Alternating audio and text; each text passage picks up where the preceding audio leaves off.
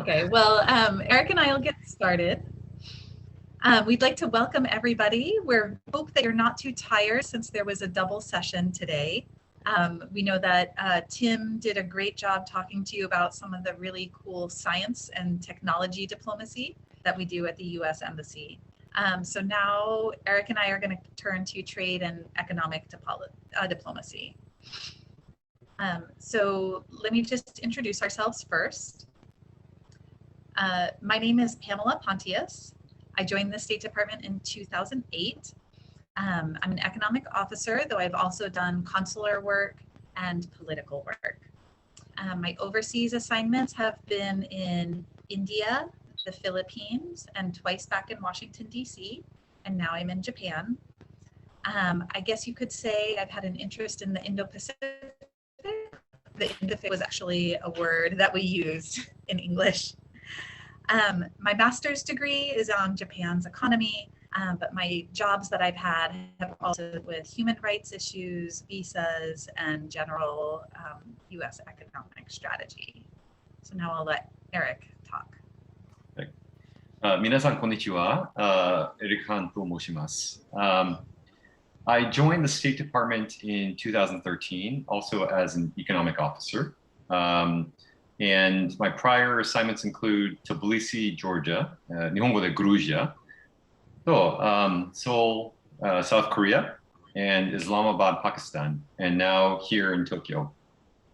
Prior to joining the State Department, which is basically our version of the Gaimusho, I was a lawyer for 9 years in California, and half of that time I was a corporate lawyer for a law firm working on mergers and acquisitions. Basically helping companies buy other companies. And then the other half of my career as a lawyer was at Paramount Pictures and Sony Pictures, where I licensed our movies to companies like Netflix and Amazon Streaming. So I've been working with companies for quite a long time now. So there's a lot that we could say about U.S.-Japan trade relations. And at the moment, I think the pandemic is probably the biggest issue that's been sort of on everyone's mind worldwide. But I think we want to propose taking a little break from COVID-19 and just talk about economic diplomacy for a little bit. I think 簡単に言うと the U.S.-Japan economic relationship includes so much and is just so wide, from manufacturing supply chains to climate change to space cooperation, semiconductors, you name it. It runs the gamut for the type of industries that economic diplomacy touches. And I think unlike other countries, in Japan, here we have representatives from so many different US government agencies that are helping the economic relationship. Obviously, we have the economic section within the State Department, but we also have our Commerce Department, our Department of Agriculture, our Treasury, which is basically the same as Zaimusho, NASA, and other agencies that I'm probably forgetting. But this all goes to show how wide and how deep our economic relationship with Japan really is. And it really shows just what we're doing together to promote a free and open rules-based international order that Pam had just mentioned. Yeah, and so when you think of economic diplomacy, usually the first thing that comes to everybody's mind is trade agreements, because that's usually what's in the news, free trade agreements and negotiating them and the stress that happens between countries as they work to really come to an agreement. And that's pretty exciting. And the US and Japan in particular have had so many trade disputes over the years since, the 1980s, when that really reached a high point, and I think the tension. But the good news for the US-Japan is that now in 2021, we have a very mature trade relationship, and we've had so many agreements all through the years that while there are certainly still little things we have to work out here and there. You know, sometimes you might read in the news about particularly beef imports from the United States to Japan. You know, there's still things to work out, but generally it's a pretty mature relationship. In 2020, the US and Japan negotiated our first ever bilateral digital trade agreement that entered into force. And that's really exciting because digital trade is a really new frontier. And with the US and Japan having negotiated this, we can lead in what it means to have digital trade, and then use that as a model for both of our countries as we look to other countries. And so why are trade agreements important? Like, you know, you need to know that. And the reason these things are important is that they help set the rules for things that you might think are fairly boring, like tariffs or intellectual property protection. But, you know, without these rules, it would be really hard for our companies to trade with each other and to trade with other people around the world. And so things made in Japan can't get to the United States, can't get to South Korea, can't get to Southeast Asia, can't get to Chile. And likewise, things made in the US can't get to where people want to buy them. And so I guess I should say, you know, a tariff is a fancy word for a tax that's put on an import or an export.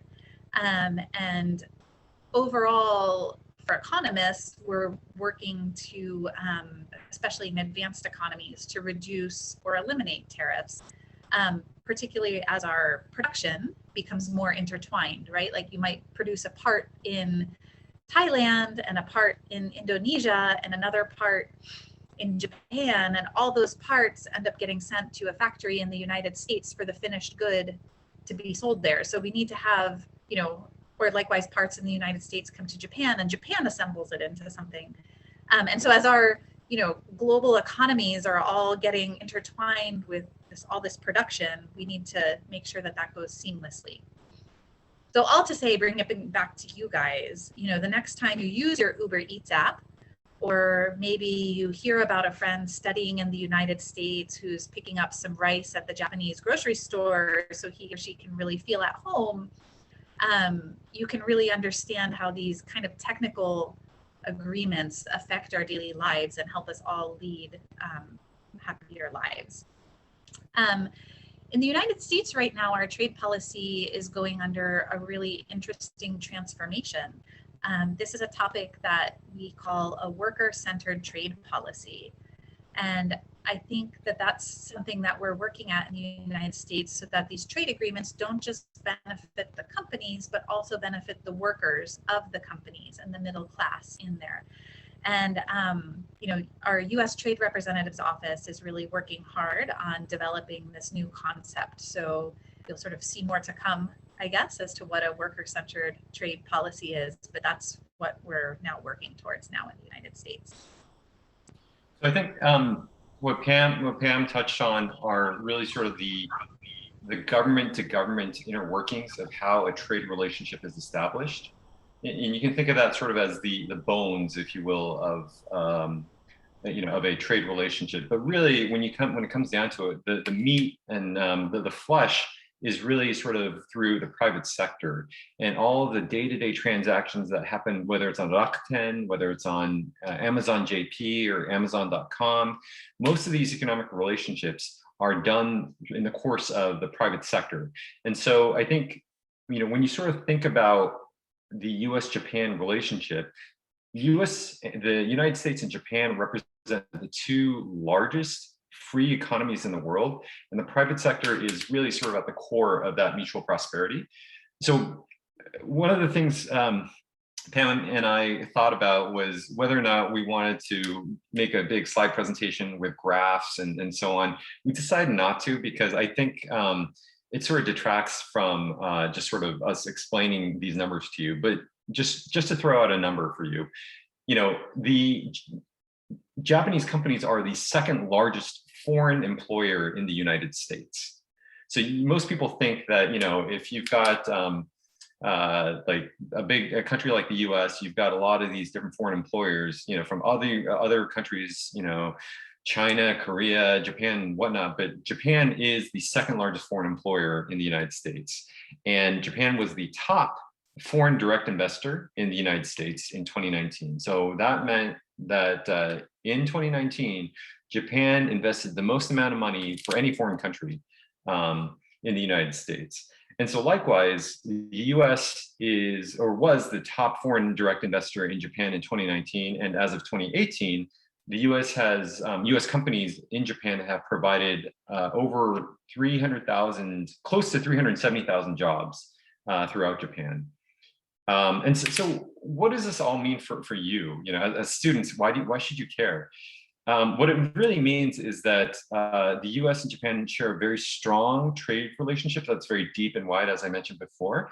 But it also means that both economies are able to help each other by providing jobs for you when you graduate from college or from high school, and you have a job waiting for you. And or it also means that the products that you want to buy, whether it's from the United States or elsewhere, basically, you know, these trade relationships really matter. And so if you want to buy the latest iPhone, you know, without these sorts of trade relationships, you might not be able to buy it, or it might cost you a lot more than it does right now. So just something to think about. And so to kind of wrap it up, since we know that economics can get pretty technical pretty fast, the one thing that Eric and I really wanted to impress upon you all is that, you know, when you're going through your high school studies, and if you decide to go to college, going through college, to really consider a career in public service, because all this technical stuff can't happen and all these trade frictions can't be lessened unless there's people sort of like me or Eric doing the boring stuff, looking at the details, trying to negotiate these agreements and making sure that our private sector companies in both our countries can talk to each other and can sell their goods and buy the inputs that they need back and forth. So, you know, in April, President Biden and Prime Minister Suga, they met in Washington, D.C. It was the first in-person meeting that President Biden had with a foreign leader. And I think that shows really how important the U.S.-Japan relationship is. And they said in their statement that, you know, an ocean separates our countries, but commitments to universal values and common principles, including freedom, democracy, human rights, rule of law, international law, multilateralism, and a free and fair economic order, unite us. And I think that's a really good summary of what the US-Japan relationship is, and how economics feeds into that. So we just want to impress upon you to like consider, you know, joining your government when you have a chance and you're looking for a job. And maybe in the future, we can work with you to sort of help promote this vision that President Biden and Prime Minister Suga identified in April.